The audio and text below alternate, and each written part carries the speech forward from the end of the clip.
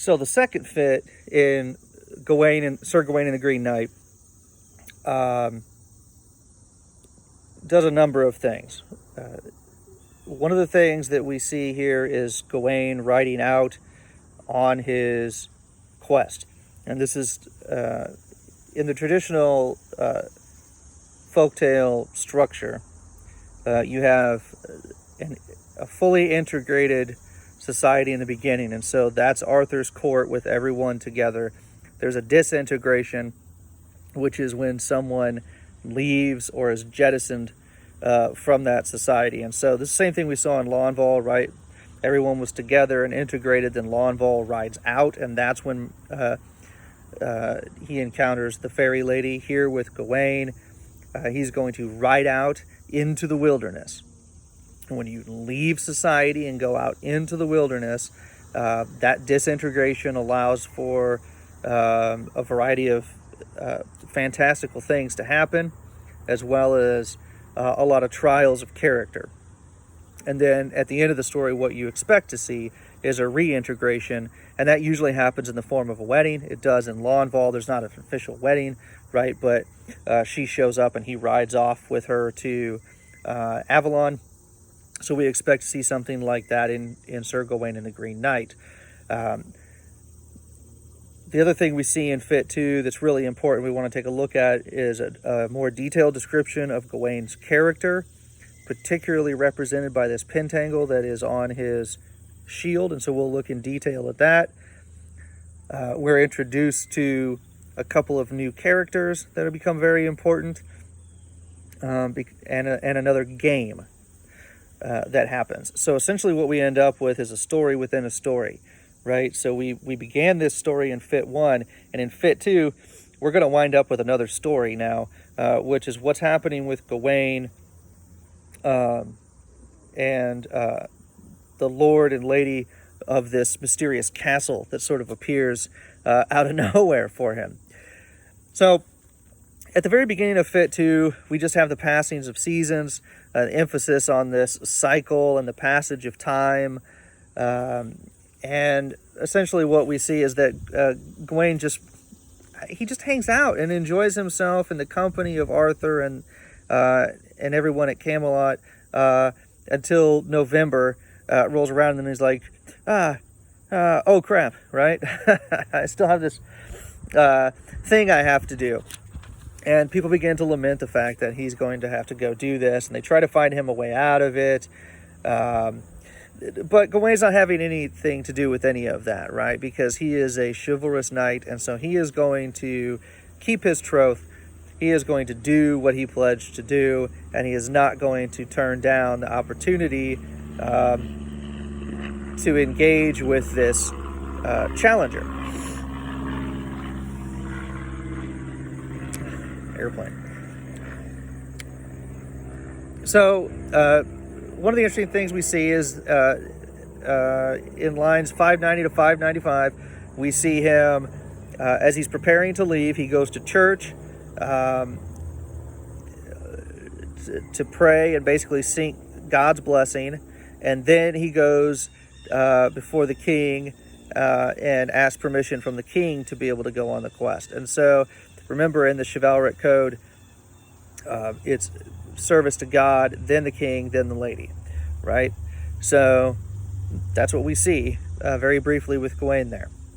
Then we get this great description of all of his equipment that he puts on, and really all of that is just there as a way for the poet to demonstrate to the audience, and this would have been important to the original audience, less important to us, but to demonstrate an understanding of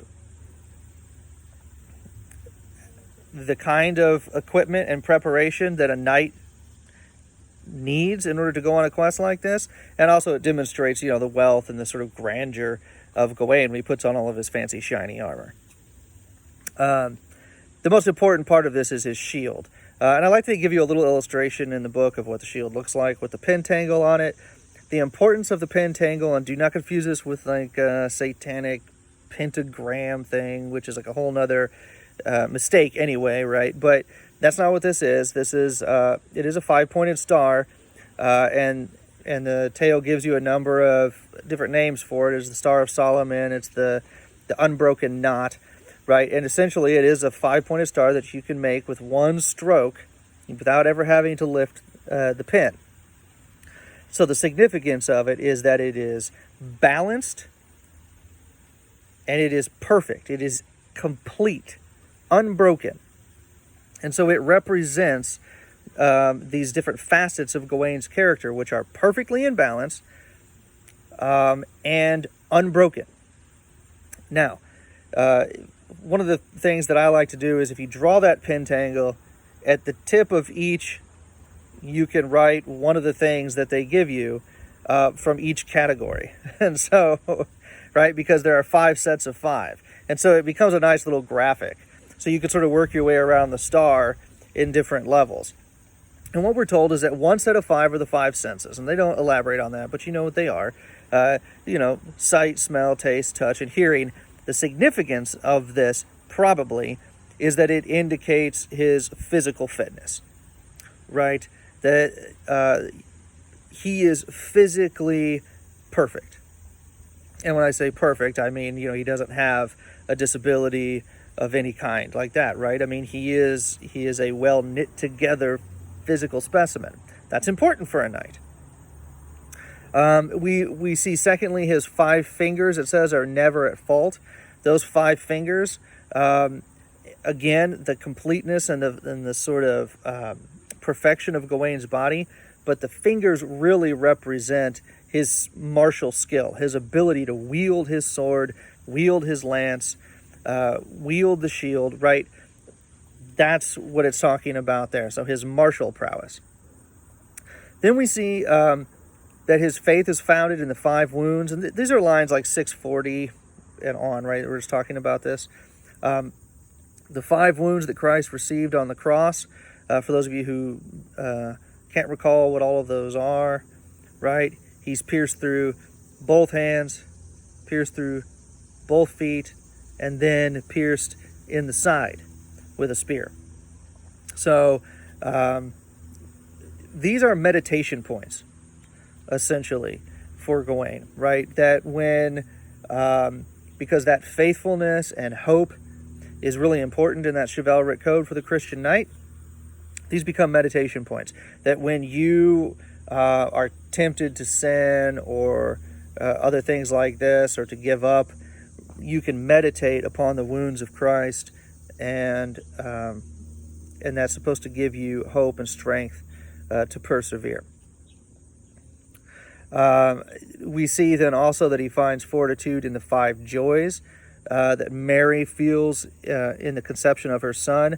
And they footnote this for you at the bottom. These are the Annunciation, the Nativity, the Resurrection, the Ascension, and the Assumption of Christ. And so, again, these become religious meditation points for him.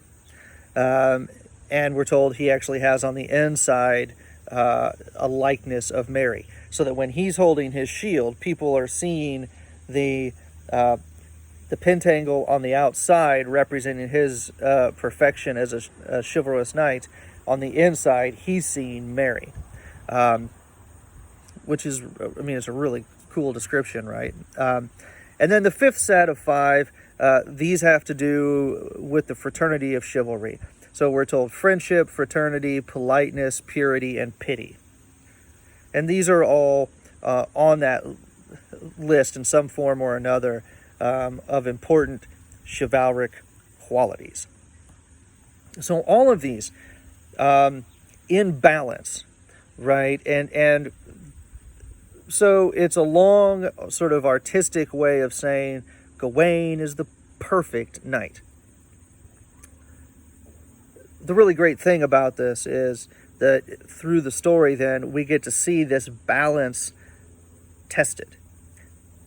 How well can he keep all of this stuff in balance? And can he maintain his reputation as the perfect knight? So, he leaves. He rides out into the wilderness. We're told that he encounters a number of obstacles. There's the terrain itself, the weather is terrible because it's late in the year in the very northern part of England, very northern part of Britain, rather. And he fights serpents and wolves, and there are wild men and giants and, all the stuff that you would expect, right? And he sleeps in his armor on the ground, which you could imagine to be horribly uncomfortable, and he's wet and he's cold and he's hungry and he's stiff, and the year is almost up, and he realizes that it's Christmas Eve. This is like line 730 and on, right? He realizes that Christmas Eve has come, and he's afraid that he's not going to be able to go to Mass, Christ Mass, right? And so he's laying in the wilderness. He prays to Mary because he doesn't want Christmas. He doesn't want to miss the Mass and then have this like sin on his soul, right? He's not afraid of death. He's just afraid that he's going to miss a chance to worship God on this important day. Again, emphasizing his character and quality. He's also worried that he's not going to get a chance to go to confession, and which, of course, is really important for Catholics. And so what happens? He's praying to Mary out in the wilderness, and he receives a miracle. What's the miracle? We're told in line 763, no sooner had he signed himself 3 times. For those of you who don't know what that means, right? Sign of the cross. So he does it 3 times, and boom. He becomes aware suddenly of this castle looming up out of the woods. And so then we enter into now this sort of new episode where we get kind of a story within a story. We've got a new court now he's going to go into. He goes in. They know who he is. He's got this great reputation as being this knight of tremendous manner, right? And so he has this reputation of being chivalric, but also courtly.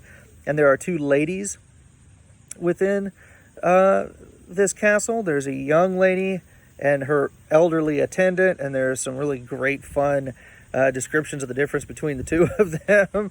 I mean, the young woman is a picture of beauty, and the old lady's a real hag, right? So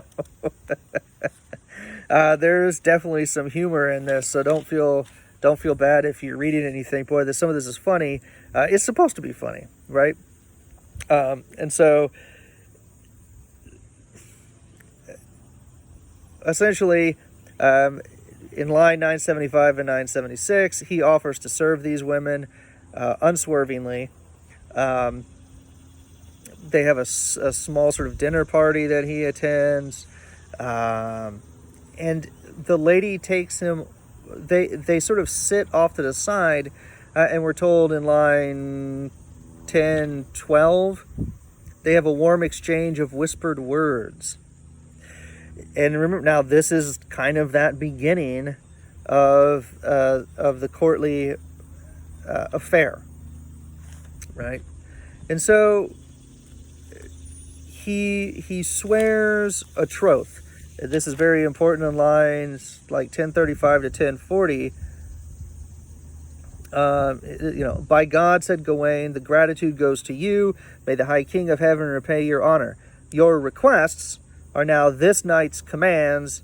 I am bound to your bidding. No boon is too high to say. And so he swears his troth, and now this becomes a bond that he cannot break, right? And what you always watch for is this troth swearing gets people into trouble, right? Because now you made a bond that you can't break. We find out it's very lucky, right? He starts to get antsy. He's like, I need to go fulfill this other quest that I'm on, and then I'll come back and hang out with you, but I got to find this crazy place called like the Green Chapel or something. And they're like, oh yeah, the Green Chapel. It's like right there. It totally takes a couple hours to get there. We can walk down there, on New Year's Day. No big deal. 2 miles away. It's like line 1070, 1078, right, in the wheel there. The place you need is near, 2 miles at most, right? Like, oh, well, that's very convenient. And he gets super happy, and so he hangs out, and they're like, we got a couple days, let's find something to kill the time. And what you see is that the Lord invokes that troth already in line 1089 to 1090. You have sworn to serve me whatever I instruct. Will you hold to that oath right here and now? And in my margin, I just wrote uh-oh, because this is always kind of an uh-oh moment. And essentially, here is the game that they are going to play. The Lord says, I'll tell you what, I'm going to get up and go out hunting all day. You stay here and just hang out with my wife.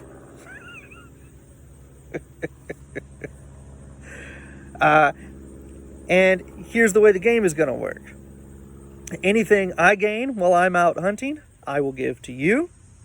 And anything you gain while you're hanging out here with my wife, you give to me.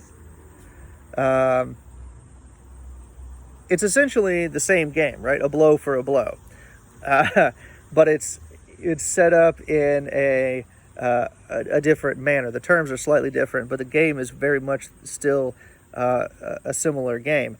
And this hunting game is a popular one in stories of the period. And so that sets us up then for Fit 3, when they're going to go through the hunting game, and we're going to see what kind of stuff is gained out on the hunt, and what kind of stuff is gained by Gawain, who is going to have his courtly, romantic manners put to the test.